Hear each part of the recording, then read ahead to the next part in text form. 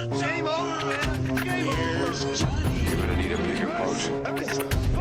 So serious. I am Iron Man. This is a tasty burger. Welcome to the In Session Film Podcast. Welcome to this podcast review for February 23rd, 2026, and I am JD Duran. Brendan could not be here as he is either in his post-Olympics slumber or maybe it is the winter storm that they got over the weekend. Winter just keeps on rolling, getting 6 more weeks of it apparently. But he is not here. However, I am joined by a wonderful guest that I'm very excited to have back on the show, the great Erica Richards. Erica, welcome back, my friend. Thank you. I'm excited to be here. Brendan is in Philly, right? Like Yes. They got hit pretty hard. Yeah, they got hit pretty hard. Yeah. Just a little further south in Baltimore, we didn't get it as bad. It did snow, but definitely not as bad as it could have been. So I feel for him. Yeah. I'm And ready you for can, winter to be over. You can feel for us here in South Florida. It got to 50 degrees. Oh, People- brr. I know people were just so cold. It was out in their parkas and their hats, you know. I would be in my flip flops, loving life. But yeah, it is funny, and people will go on TikTok and other social media, Instagram, and people here will try to convince you with their full chest that the cold here is different than it is up north. Like a 50 degrees here is a 50. It's different than the 50 degrees anywhere else. And I am here to dispel that nonsense. As someone who has lived here for more than a decade at this point and grew up in the Midwest in Michigan, no, absolutely not. They have zero idea or they have forgotten, because there's a lot of Northerners that moved down here, obviously.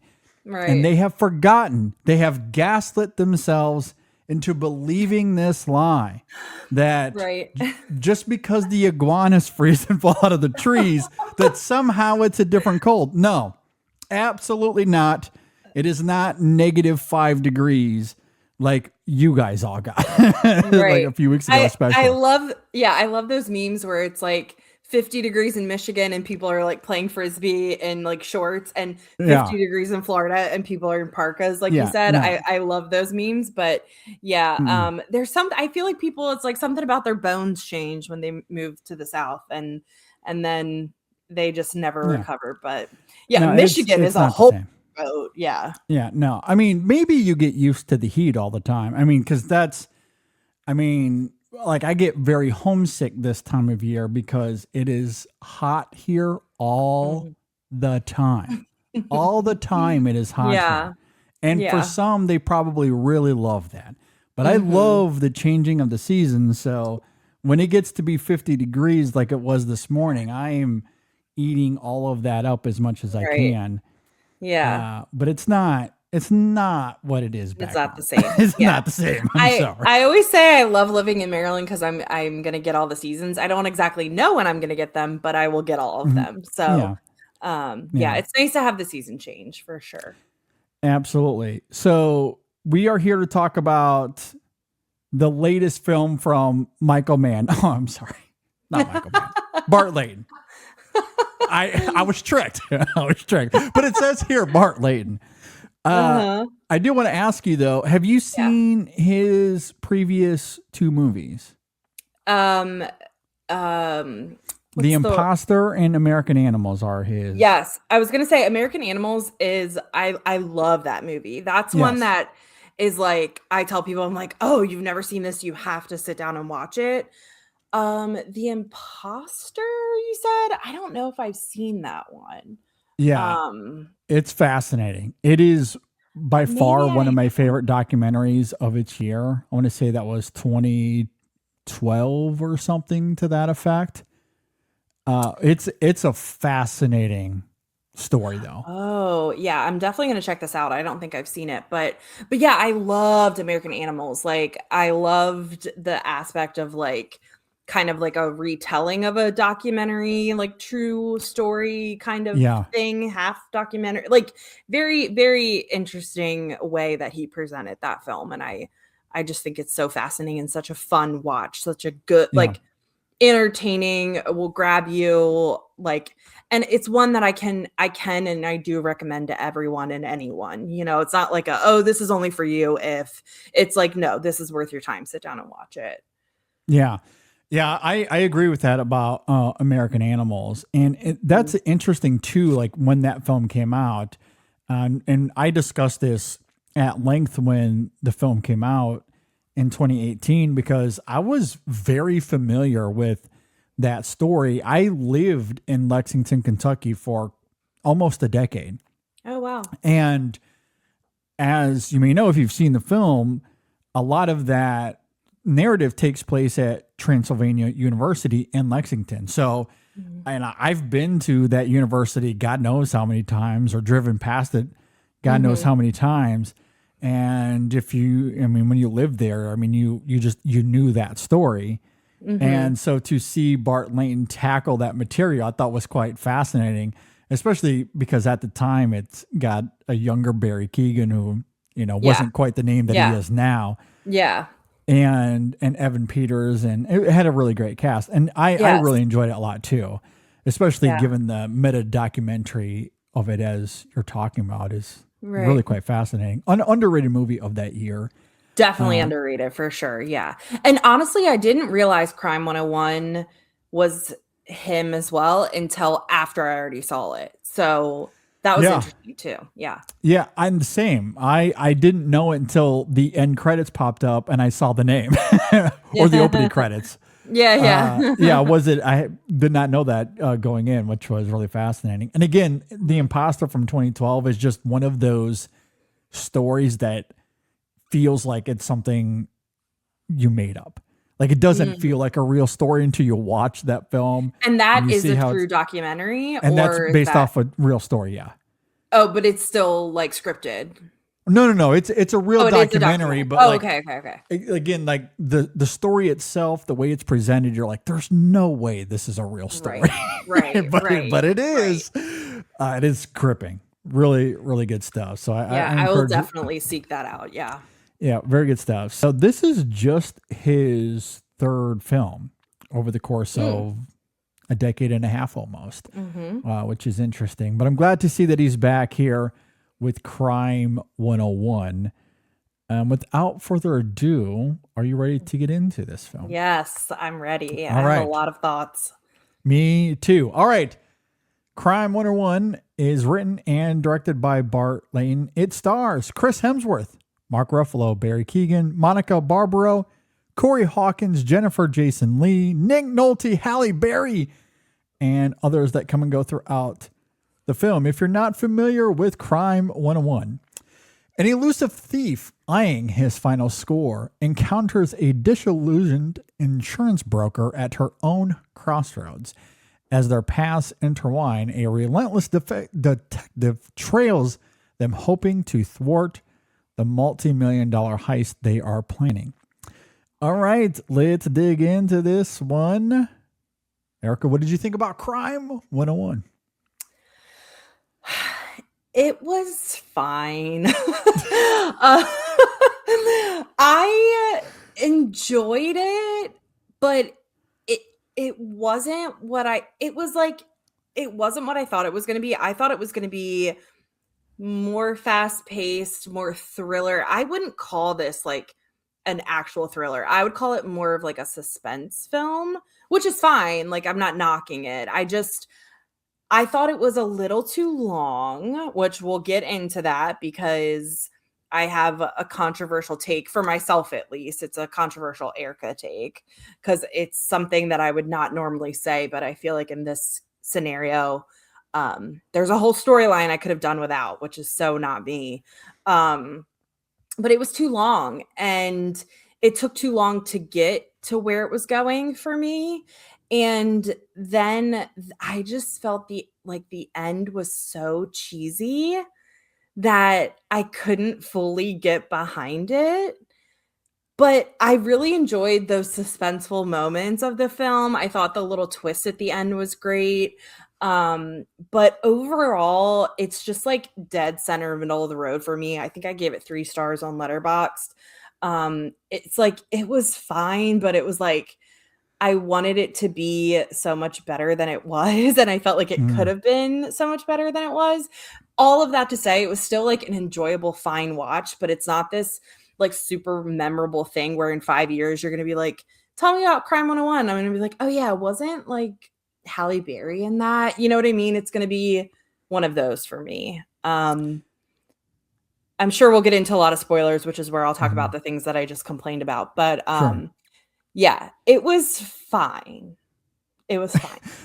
See, this is where we have to insert the Michael Scott meme of, oh, this is how the turntables. And the reason I say that is because Erica graciously came on to this show over the course of the last 2 years to rave about her beloved Wicked. And Brendan and I sat here and were like, eh? Like, Wait, did you love this? And I'm about to be like, eh? yeah. So the turds have tabled. Absolutely. love Because it. I loved this film. Oh my god. Okay, yes, I can't wait. Let's discuss. I can't So this wait. will be is gonna really, great. really this fun. is gonna be great. Okay, yes. Yes. Like, Okay. look, as far as Michael Mann ripoffs go, I think this is about as good as it gets. And I say that very complimentary. If you're going to relish in the hallmarks of any filmmaker, Mann is a great one to revere. And this film has all of those Michael Mann sensibilities that I love. It's drenched in the same film noir color palette that made Heat and Thief so memorable, but it's all funneled through the digital lens akin to something like Black Hat, which again, I love. I think is underrated. Narratively, there's just a lot of heat going on here. It's hard to separate this film from something like Heat with Lou as the investigator, the Ruffalo character trying to track down a series of robberies who we know as the audience to be Mike, the Hemsworth character. And then at one point, Sharon, the Halle Berry character, gets involved in the middle of it, given her position at an insurance firm. And she acts as a conduit to both Mike and Lou as she's able to see both sides of the same coin, which is what's so fascinating to me about Layton's script and the mannerisms he injects into it, because he isn't afraid to slow this film down and relish in character or emotion. There are some great action beats and it's chock full of gripping tension. And perhaps what makes Michael Mann one of the best is how he's able to find the perfect middle ground between diverting set pieces and great character development. And I think that's exactly what Layton is able to accomplish with this film. I loved the spectacle on display, but he also makes us care about these characters and what happens to them. It's nothing profound or particularly unique, but Sharon has dual arcs with both Mike and Lou, in the sense that Sharon shares a similar upbringing as to Mike, as we come to find out. And now as adults, they're trying to find control in the chaos, whereas Sharon and Lou have both worked their whole lives but are undervalued at their jobs. They both have bosses who are conniving and skirt the rules and make excuses, something that ultimately connects them in subtle ways. There's a clever sharpness to the writing that not only gives the larger story a bit of bite, but it allows this cast to dig deeper beneath the surface. Again, all traits that I love about Michael Mann, and it's exactly why he's one of my very favorite filmmakers. And while this film is, without a doubt, quite brazenly, to be perfectly honest, thieving, using that word very purposefully here, thieving all of those mannerisms that are really great, but doing it and executing on it in a way that I thought was quite impeccable. So yeah, this is the first real big, awesome surprise of the year for me.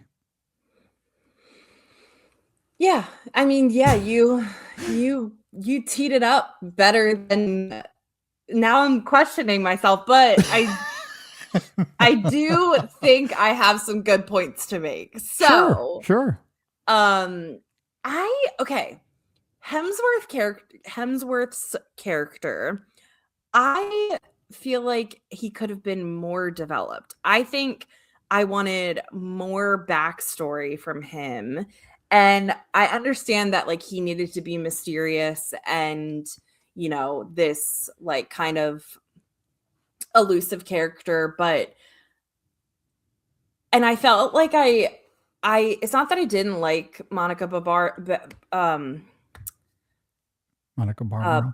Yes, thank you. It's not that I didn't like her character, but truly, and this is like where this is a controversial Erica opinion, because I'm never the one to say like we don't need like a romantic storyline, but I totally could have done without this love interest storyline. I think that would have shaved off the 30 minutes of the film that I wanted shaved off, to make this just like I think if this is like a tight 90 to 100-minute film, I think I'd feel totally different about it.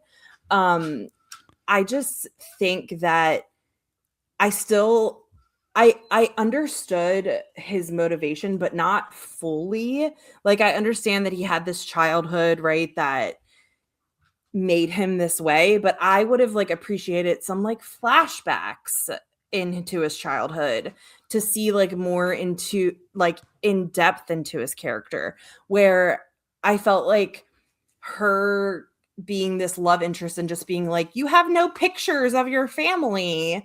Like, I get what she was saying, and I get that like they were trying to bring in some like humanity to him and make him this, like, we don't want him to be the bad guy, even though he is the bad guy, but we're still rooting for him, right? Mm-hmm. I felt like that would have done better as like, let me see him in like these childhood flashbacks, and how did he get to the character who was like kind of his boss. His name slipping my mind Money? now. But yes. Who played him though? Nick Nolte? Yes, You're talking thank about you. yeah. Yes. Nick Nolte, like that character, like I would have loved to have seen how like he got him into this. Like I think that would have been more impactful. And like I said, I'm never one to say like, oh, do without the romance storyline, but I just felt like, also, I'm just gonna say it was very hard to believe that someone who looks like Chris Hemsworth is not good with the ladies. That was like hard for me to like get behind. I'm like, when you look like that, you are good with women. I don't care. I don't care. You're good with women. And then also I felt like, sorry, it's true.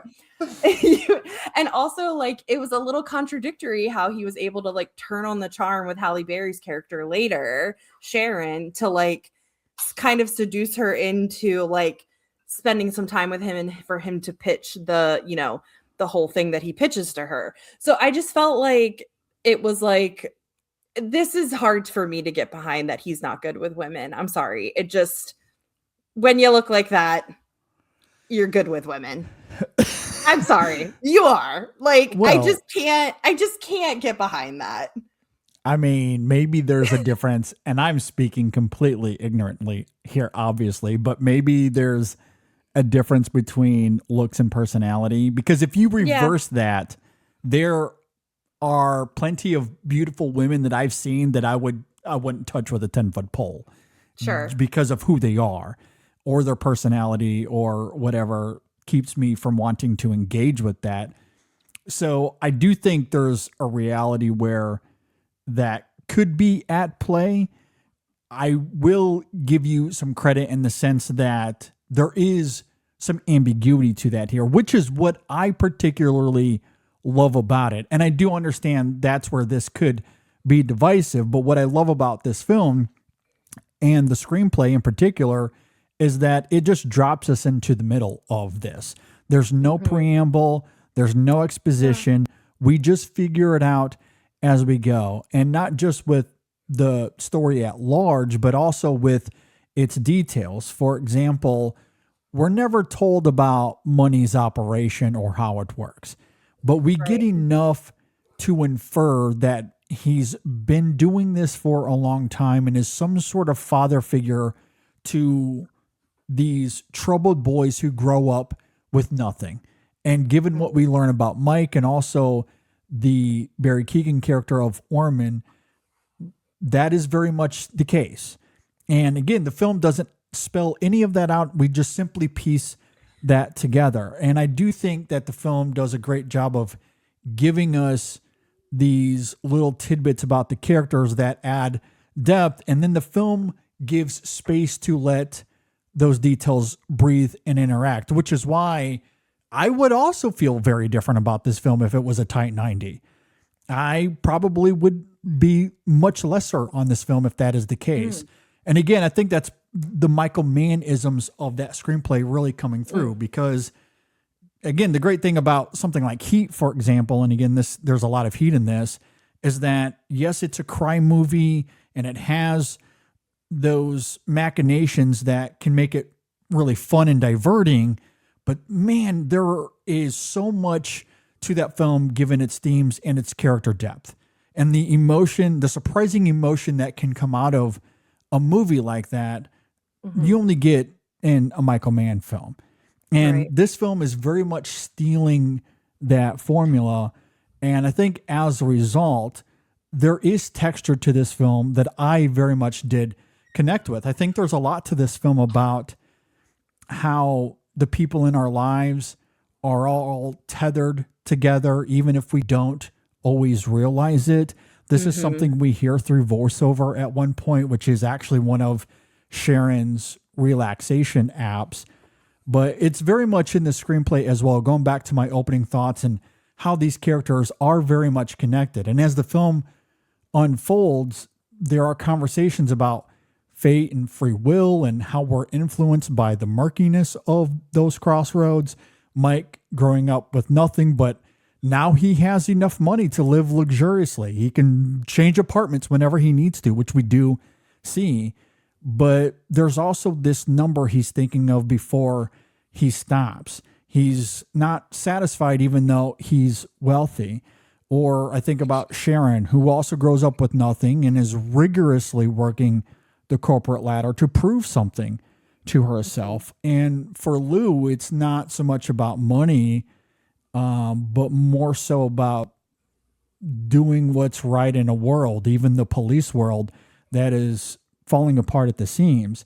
So it's kind of fascinating how this film is class conscience, which is maybe a bit ironic given the fact that this is coming from Amazon of all studios. But there is a lot to this film. And I agree, it's not perfect. It is not perfect. As much as I do appreciate that this film is willing to slow down and give us that texture with Mike and his relationship with Maya. Maya does get a little bit lost in the middle of this film. Yeah. She does. Yeah. I very much do agree with that. Yeah.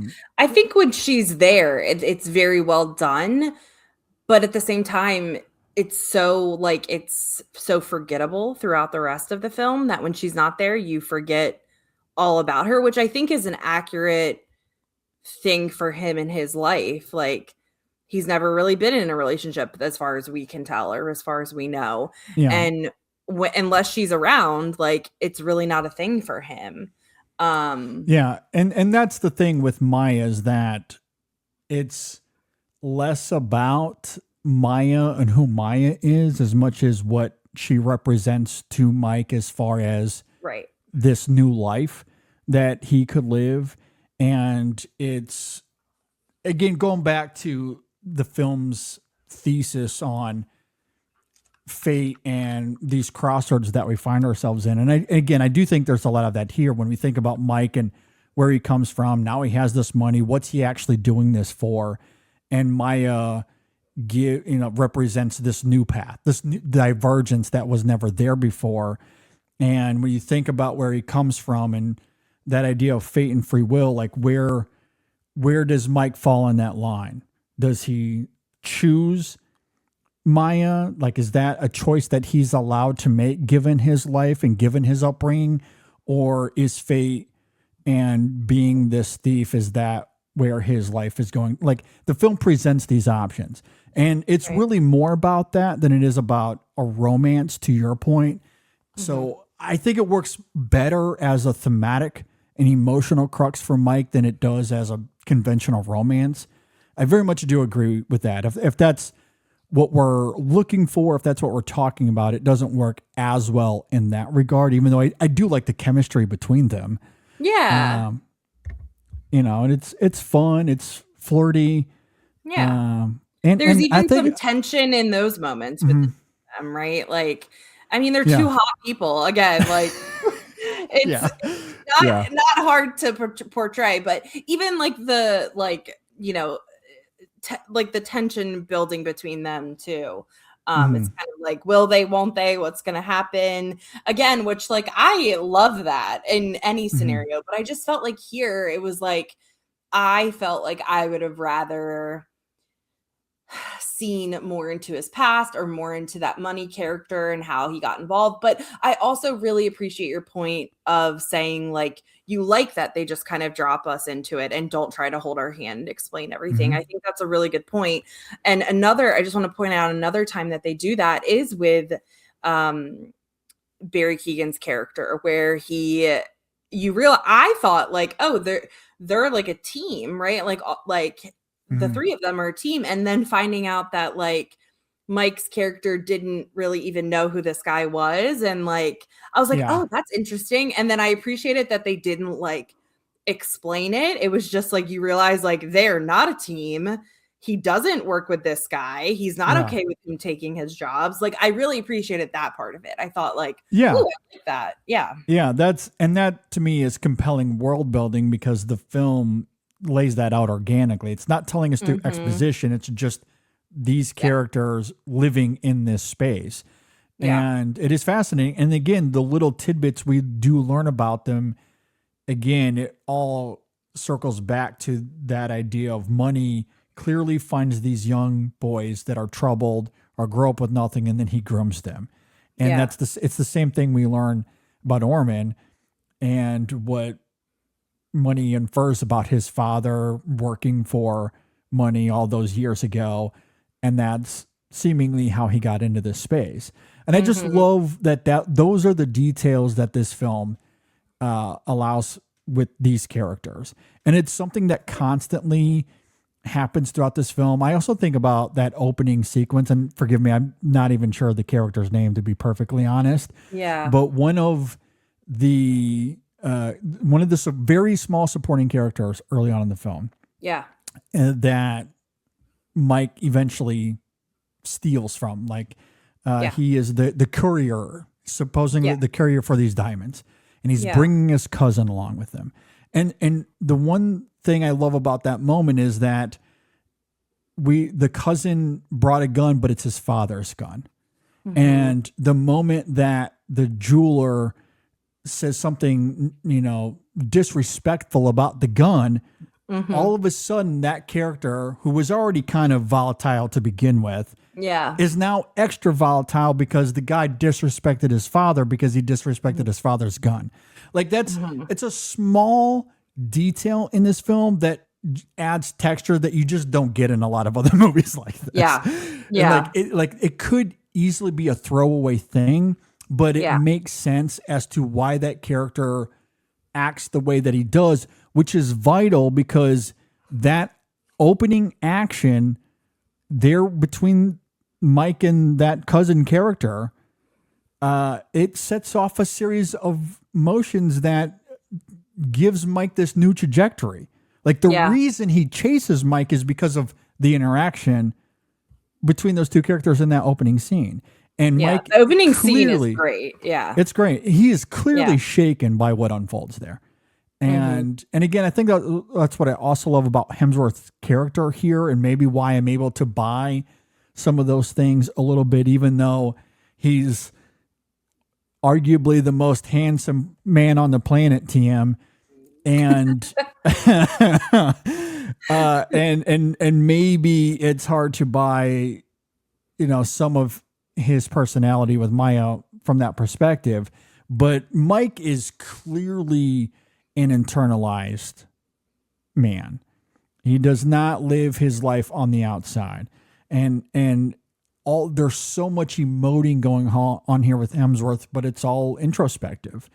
It's all internalized, which I really love. He does give Mike like this soft personality, despite the fact that he's this thief that has all of his T's crossed and his I's dotted, all his ducks are in a row. They have to be in order for him to be this perfect thief that can, again, the small details and that, before he goes into the car, what is he doing? He's like shaving his head and shaving and making sure that when he gets into that car, he's not leaving his DNA behind.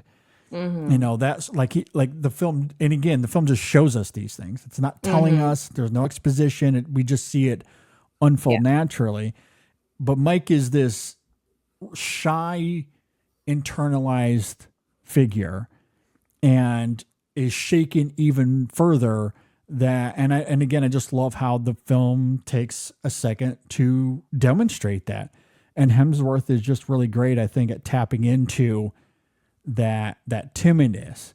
Now, does that explain, to your point earlier, why he's maybe a little bit more outgoing when it comes to Sharon? Nope. I think we just have to assume that he could turn it on when he wants to, but maybe he's uncomfortable doing that. I will agree with you. That's a contrivance here. Yeah. But one, I think I was just willing to go with because I was having fun with the film and that character. Sure.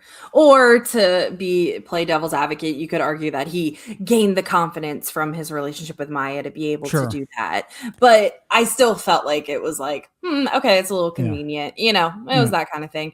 But I think the film, sorry to just butt in here real fast, it's okay. But just on that point, if again, this is admittedly a little bit of a stretch, but given that the film is inferring all of these things, it's not holding your hand and it's allowing you to just participate with the movie. We know he's done this plenty of times before, and he goes after couriers. And the only reason that he's able to succeed is because he has inside information. So one would assume that he's done this before, where he's built some sort of relationship to get that inside information. So when he executes on the robbery, he knows exactly what's happening at every single turn. So I think just from a broad perspective, the film gives us enough that we can infer that. But it is it's a little weird given what we do know about him from a personality perspective to just all of a sudden with Sharon, he's kind of a different outgoing person. Right. Yeah. I mean, it's not completely unbelievable, but it did like, I made the mark in my head that I was like, he had no problem talking to her, but okay.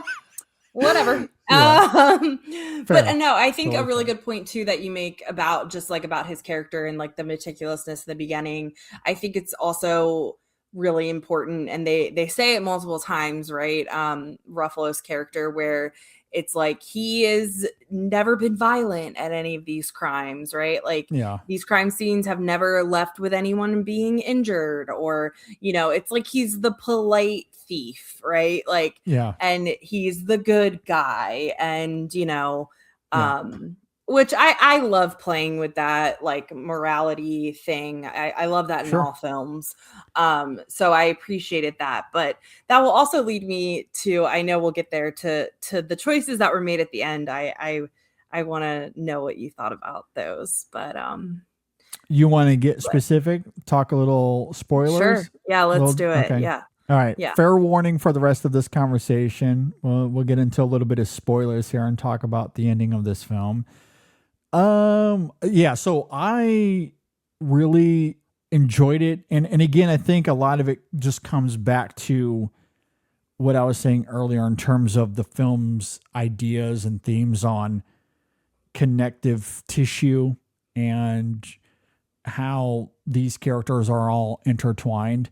And it's something that I very much noticed in real time early on in the film. I think the film is quite cogent in its dueling parallels that we see with Mike and Sharon, where, you know, that interaction they have where they learn that they kind of grew up from, you know, from similar backgrounds and are now wealthy-ish and trying to find some sort of control in their lives.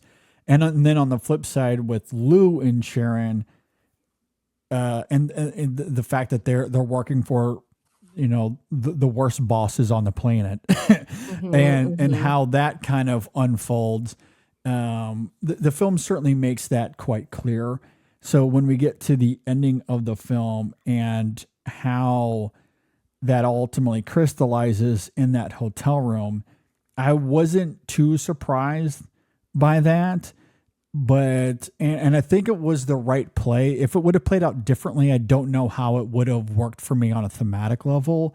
So I thought Layton made the right choices there narratively. And again, that idea of fate and free will, I think is, again, it crystallizes that choice, though, that duality in a really compelling way that works for all three characters ultimately. Especially when you couple that with Susan and the choice there, or not Susan, Sharon, excuse me, the choice that she makes when she walks into her boss's office, because she's not a part of the crime sequence, but she does ultimately have agency of her own in the end, which I love about those three characters and how they kind of all funnel under that thematic umbrella. It very much worked for me. Yeah. I liked Sharon's, you know, I don't want to call it an outburst, but I liked her, you know, stand-up moment for herself. Yeah. But I did think it was interesting. I mean, when she's introduced and the whole thing happens, we know the trajectory she's going to take, right? Like, we know that she's going to agree to get in on this with Mike. But did you ever find it a little bit like, is she really giving up her whole career and her whole life? You know, it's like they make a point to show that she's a single woman in her 50s. You know, she has made her career, her life. And did you find it any like, is this a little unbelievable? Or did you buy that she had like found her breaking point? No, yeah, I very much bought that she found her breaking point. Okay. And I think the film more or less infers that she is very much heading in that trajectory anyway, when she's supposed to be VP by now, but she hasn't. Yeah. It's been a year. Then she has that meeting with her boss. Well, she's VP. They told her she was going to be a partner. Yeah, sorry, that's what it is. Yeah. Yes, that is correct. To be partner. And she eventually has a meeting with her boss where they're like, well, we have to delay it to January. Yeah. But you've already delayed it to this last January, but we're delaying it again. So like, it very much seems that she is on her way to having that breaking point anyway, but that interaction with Mike, and again, how it disrupts or adds further context to this idea of fate and free will, I think it adds some interesting complications to that for her. Yeah. And I think it's interesting, again, since we're in spoilers, that initially she wants nothing to do with Mike. She's actually very much, she finds him off-putting. Like, I want nothing to do with this. But when she realizes that he is right, that they don't care about her at all, that she becomes more incentivized to want to do something. But again, I also love that it's not like she doesn't become part of the crew. It's not traditional in that sense, because even when like there's a complication when the Barry Keoghan character gets involved, and instead of going to Mike, who does she go to? She goes to Lou. She goes to the police. And it essentially admits that she committed a major felony. Yeah, I know. And he even I was like, says dang, that. girl. Yeah, I know. So again, like, it comes back to that initial morality that she demonstrated to Mike initially. So even though she gave in to that impulse because she sees the writing on the wall, she wasn't willing to completely overlook it. She did eventually go to Lou. So I do love how the film gives her agency in that regard. And then, I think given those complications, the fact that I'm now 53, I have to take this into my own hands. Again, that idea of that we very much see in Mike of I want control over this. So she takes control. And again, given what the film set up thematically earlier in the film, that was the right choice, I think.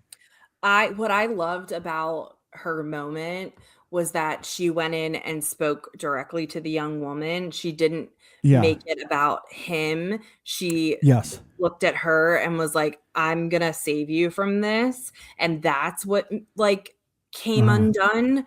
I really loved that choice too That's a great point. In the script writing. I thought that was done really well. I was like, oh, this is the right way to do this. You know what I mean? Because then she's just this Black woman who's having a freak out, right? Instead of she's being a girl's girl and looking out for this young woman that's her coworker, that she sees the trajectory that this woman's going to take and end up in the same place she was. So I really loved that choice as well. Yeah. I agree. But I will, and this all leads me into, this is where I felt like the end was a little too cheesy for me, where it all gets tied up in a nice little bow, which is fine. But do we really think that that Mark Ruffalo's character Lou was going to be okay with all of this in the end? Like realistically, because yes, I know that they couldn't open this up because that would have created another hour and a half on the film. But I just was like, really, this straight edge, like not giving in cop detective is going to just let all this happen in the end? Well, I think he has the same epiphany. Like, again, I think it's the same arc. Yeah. Now, maybe we can argue execution. Is it quite as well earned as it is with Sharon? I can very much listen to that for sure. But I think for me, it works because they very much see the parallel paths. And he has the same epiphany because, again, he's going through the exact same arc as Sharon. Yeah. And the film lays that out quite vividly. So to see him I don't want to say give in, but show a bit of empathy to someone that the rest of his colleagues would have never have shown him. Like he sees something about Mike that they don't see. Right. And he understands that while he's doing something he shouldn't be, he's not trying to hurt anybody. But no one else cares about that except for Lou. And I think that makes sense of why he chooses what he does at the end, especially because, again, we're on spoilers here, Mike saves his life. Very literally truly saves his life. Yeah. So, he kind of had no other choice. Yes. You know what I mean? Because he knows that he would have been dead without Mike. Without him. Well, yes. You know what I mean? And also, like, Mike did it because he knew he had to. Otherwise, like, he was Orman was probably going to kill them both, right? Yes, exactly. Or he was going to kill someone. Yeah. And like Mike didn't want to do it, but he had to. He was playing his full freak self in this role, which I love. I love Barry Keoghan in these roles where he's just Oh, he makes it work. Totally off really the wall. Yeah, it was great. I mean, and honestly, like that scene with him, sorry, I'm like jumping now, but that scene where he robs the jewelry store and it kind of goes awry with, oh my God, like that made me physically. Yeah, he's terrifying. Oh my God. Like, it was so all of the emotions for me. And now we understand why he was cast as Joker. Oh yeah. 1000%. Yeah. I mean, if you want this type of character in your film, you're casting him. And yes, totally. But I will say too, I wanted to say this too, and I'm jumping again, but I loved the little twist at the end when Lou's the one that gets in the car with the briefcase instead of it being, I love that. I was like, that was a good little twist. Yeah. Oh yeah. I was like, okay, let's go. Yeah. Like, this is going to be great. You know, I did agree. love that. I did love that. And again, I think what's also great about that moment is that not only do you get the fun little twist that it's Lou that is in the car, Yeah. and we as the audience are one step ahead of Mike. Mike might have his reservations. He might have no clue at all. He's very much focused on doing what he's supposed to be doing. But we as the audience are very much tapped into this, which again, going back to the whole heat formula, that's the diner scene essentially takes place in this car. And it's fascinating because again, what do they talk about there? That whole sequence is all about class and upbringing and childhood and how they grew up and how they eventually diverged into these two different paths. And we can empathize with why both men ended up with where they are.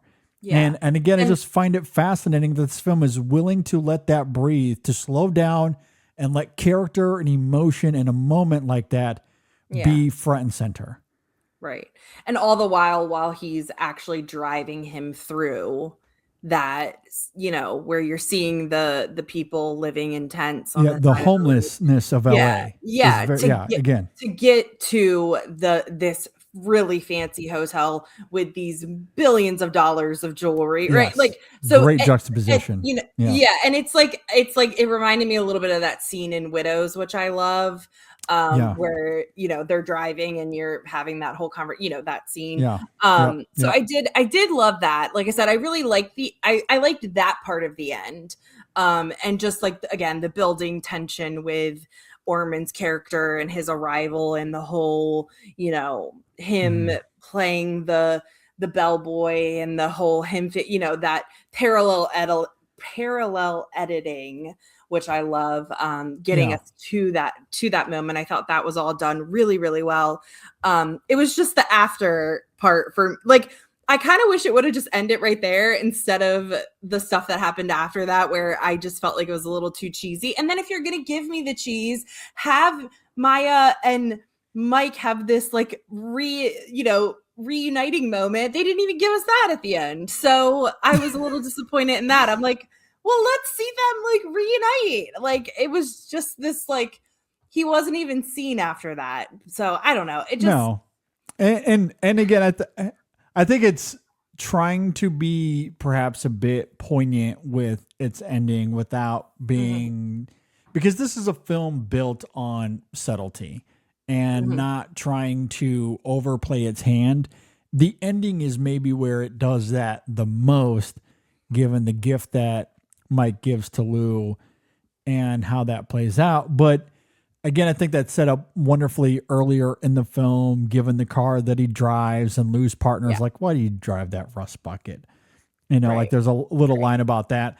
And so I think the film handles that diligently enough.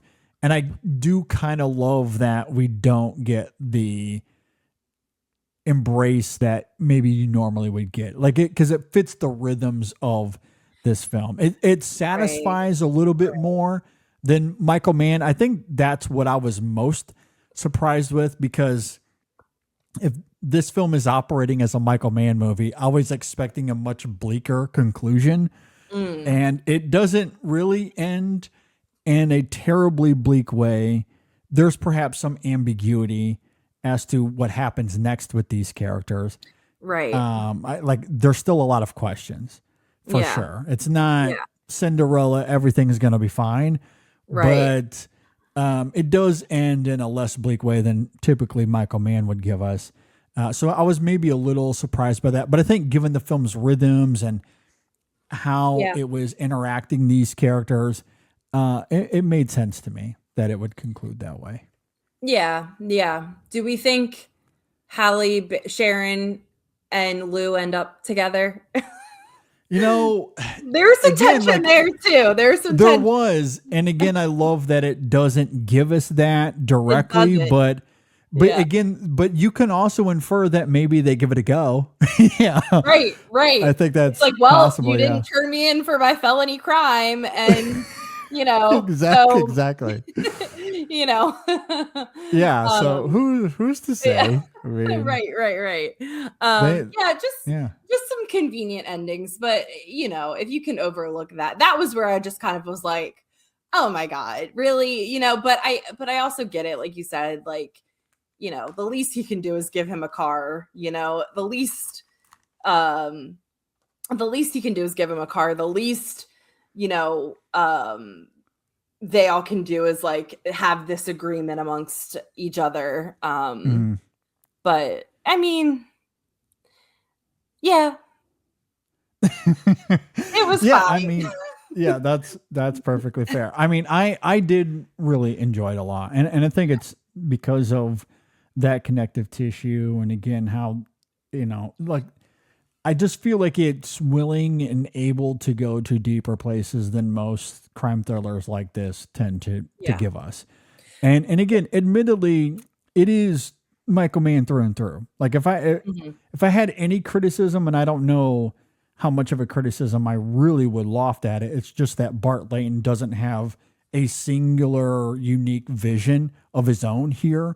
But that's okay. I mean, some of my favorite movies in recent years have been complete ripoffs. I'm trying to think of it off the cuff here. Because there was a movie on Netflix. If Brennan was here, I'm sure he would be able to correct me in a heartbeat. But I'm blanking on it. But there was a movie on Netflix. Man, it's gonna drive me crazy. And something. So the character, like, I think it was in like early 20th century, and they're archaeologists digging for something. Oh, is what's her face in it? Carrie Mulligan in it? I think it was Carrie Mulligan. Yeah. The Dig or something like that. I don't know. The Dig. Yeah. Yeah. So that was like a Terrence Malick movie, like completely Terrence Malick, like through and through. We are making a Terrence Malick movie, but it obviously wasn't Malick. And I was like, man, I kind of love this. Like, I like this because Malick is my guy. And I enjoy this more than a lot of other people, I think, did, just because it was Malick.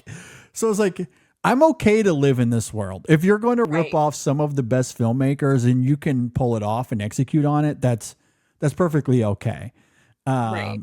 Maybe next time, you know, demonstrate a little bit of your singular vision to it. Yeah. And I think that's also what's weird about Bart Layton is that, like, American Animals felt like the same guy that directed The Imposter.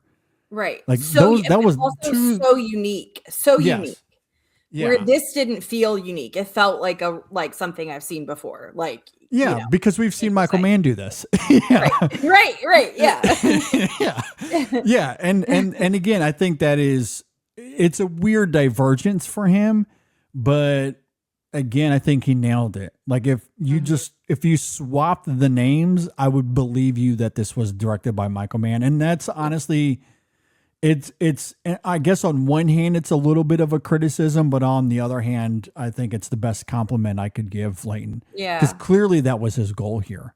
Right. You know, whether that was from him or from Amazon, or MGM, who put this movie out. I don't know what the behind the scenes were, but right. I love Michael Mann so much, and I think this film delivered on all the mannerisms that I would want out of a Michael Mann movie. So, and I think others would agree with you in that. Yeah, I think others would agree with you in that. Where I can't say that I'm like, have I seen Heat and did I enjoy it? Yes. I think it's the same way I feel about, not the same exact way I feel about this film, but I think it's the same thing for me where it's like, well, these are the issues I had with it, where like, you know, and all that being said, it was an enjoyable watch. I didn't regret watching it. I'm sure I'll watch it again when it hits streaming because my boyfriend will want to see it, and I think he will enjoy it. Sure. But yeah.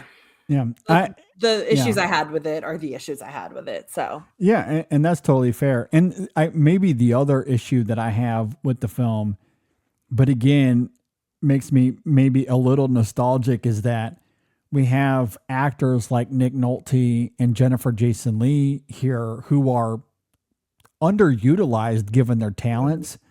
Right. And maybe that's a little bit distracting when, Nick Nolte, I think, has 2 scenes here. Jennifer Jason Leigh has 2 scenes here.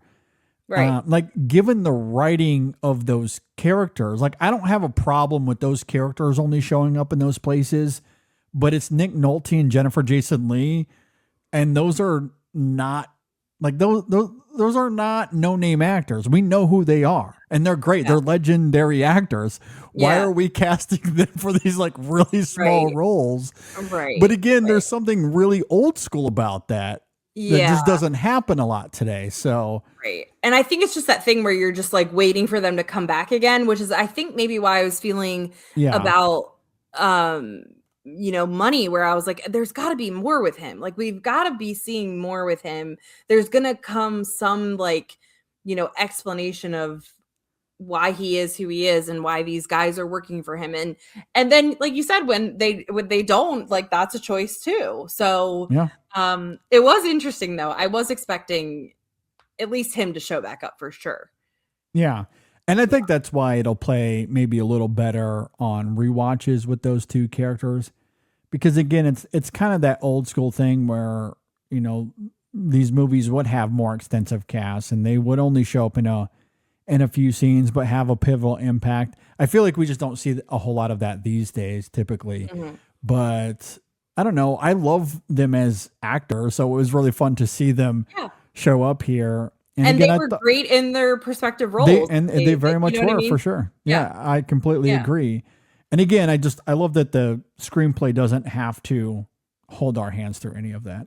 Yeah. We just simply understand what's happening. Yeah, and we accept it. Yeah, exactly. Yeah. I was a big fan.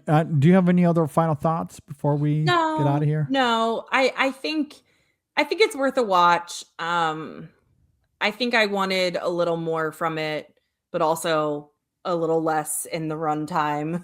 But I think, I think I will eventually rewatch it at some point. But I can also see it being one that I kind of forget about in like a few years. Yeah, truly. That's perfectly fine. I really dug this a lot. It kind of reminded me a little bit of Den of Thieves 2 last year, which okay. Again, like, I understand that these movies aren't for everybody, but like Den of Thieves was like, that film I thought was one of the better surprise movies of the year, especially because it comes out really early on and it's easy to forget by the time the summer rolls around. But that's a film that was very much on my radar at the end of the film still, or at the end of the year, excuse me. And I feel the same way about this. Like, will it end up in my top 50 of 2026? Probably not. But it still might end up being one of those surprise movies that's on my radar when you're talking about the best surprises of the year. Yeah, that's a good point. I really liked it a lot. I was more blown away by this than I anticipated. I didn't know Bart Layton was directing it going in. That was a fun surprise as well. And I think it lands its Michael Mannisms in a really great way. And I just can't say enough good things about this cast. Chris Hemsworth, I think, is really, really great here.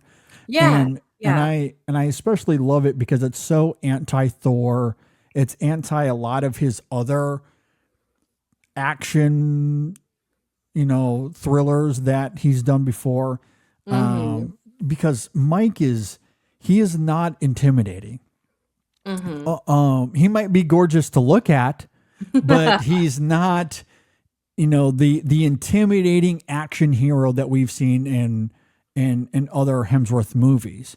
He's very timid. He's quite vulnerable here. He's emotive, but also it takes it's like pulling teeth from Maya's perspective to get anything out of Mike. He's a blank canvas and he needs to be given what his job is.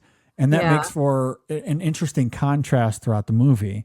And I just think Hemsworth taps into that wonderfully here. He's very calculated and quiet and like reserved. And that makes him like mysterious, right? But we do see like his vulnerabilities, right? Like when they do come out, like in that opening scene when he he messes up a little bit, or when Maya calls him out, or when, so we do see his vulnerabilities, which does make him more human. So yeah, and again, just the visual language of this film and how the visuals tell the story here. I put a lot of stock into the small details, and I talked about a few of those: the cousin and his gun, or Mike making sure that he doesn't leave his DNA behind, like all that sort of stuff. I mean, that childhood photo we see at the end, I think carries a lot of weight as well. And I think it does for Bart Layton as well, because that shot lingers. Like when Maya is looking at the photo, it's not a quick glimpse and then we move on. Yeah. Like the camera lingers there for a good, I would say 10 seconds or so. And we really get a good image of that childhood photo, which it means something emotionally to Maya that he makes this gesture. So that's part of it. But also, again, going back to what we had already known about Mike and that he grew up with nothing, it gives us some context into that. A little kid there who, he's not sitting on, in some luxurious mansion. Right. It's three little boys with hardly any clothes on. They're all dirty. And maybe some orphanage somewhere is kind of the vibe that you get. Or at that woman's house who took care of him, right? Yes, or that too. Yeah.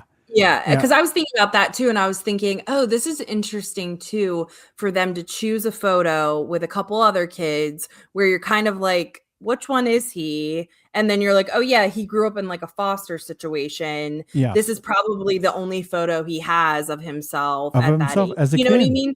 Yeah, and it's like, it just happens to be with these other two kids that he grew up with, probably. You're not looking at like a typical family photo or like a posed photo, right? Which I also thought that was a really interesting, like, good choice. Like, it was the right choice. It added a little bit, more depth to what he was exposing to her and sharing with her, right? Exactly, because it allows us further into his life that he really had no other photos to showcase on the shelves. Right. So he wasn't lying to her. Like, she kept being like, where's all your photos? And he's like, this is literally the photo I have. Like, this is the only one I have. And there's something deeply heartbreaking about, a little kid having to grow up in that environment with nothing, which makes sense as to why he would be vulnerable enough for money to manipulate, to bring into his, cult of thieves. So it all makes sense. Like, but lingering on that for that 10 to 15 seconds allows for all of that to take place. Yeah. Which is a smart visual choice. Yeah. That I think is great. And it certainly makes more sense of Hemsworth's performance throughout the film. Agreed. Which I think is great. And Halle Berry, I want to shout her out as well. She's wonderful in this film. She's always very good, always compelling. And I think she does a great job tapping into the insecurities of that character as well. And Barry Keoghan is just off his rocker, as in ways we love about him. In the best way, in the exact way I want him to be. Yeah, 100%. If he ever plays someone normal, like, I don't want to see it. I know, exactly. I don't even know what that would look like. What would that look like? He would never. He would never. Yeah, exactly. I mean, that's kind of what Ruffalo is doing here. He's the straight man of the four of them, I guess. Yeah, exactly. And he's very good at doing that. Barry Keoghan, you would never want him to do that. No. But really enjoyed the performances as well. Yeah. This is a great cast. I do think this is really well cast. Yeah. Yep, completely agree. All right. Well, I really enjoyed it. I very much recommend it as well. If you agree or disagree with anything we had to say here, you can leave a comment below if you're watching on YouTube. If you're listening on Apple Podcasts or Spotify, you can hit us up on social media, Facebook, Twitter, Instagram, Blue Sky. You can always email us in sessionfilm@gmail.com. Erica, thanks so much for being here. Really appreciate you. This was so fun. I'm glad we got to to chat it out. One that you loved, one that I didn't really love. Like you said, the inverse of turntables Wicked. have. Yeah, I know. Yeah. Yeah. No, this is really fun. I really appreciate you having me on. It's always good to come and chat with you. So I appreciate it. No, this was great. I know the moment that you started off saying it was okay, I tried to hide the smile because I was like, oh, okay, this is gonna be quite fascinating. It's good to have different perspectives. It you is. know? Yeah, of course, absolutely. I love Really fun stuff. Be on the lookout for the main show this week, which should hopefully be coming out tomorrow as this episode is released. Later on this week, either way. We are going to be doing a top 5 that is horror themed because of Scream 7 coming out this weekend. So you can be on the lookout for that. I will probably start the show by raving about the Olympics for a good 30 minutes because I won't be able to shut up about it. It was actually quite fascinating because the 10-year-old in me is what really came out. Like the child in me. I love it. Yeah, it was quite There's a moment. nothing like the Olympics. There's really nothing like it. Yeah. Yes. So I look forward to talking about that. It should be a lot of fun. New Women in Session, new Chasing the Gold later on this week as well. So you can be on the lookout for all of that. The BAFTAs happened this last weekend. So I know Shadon's going to have plenty to say on that. So be sure to subscribe. Stay tuned. Thanks, Erica, for joining me once again. Thanks for listening, everybody. We'll see you next time on the In Session Film Podcast.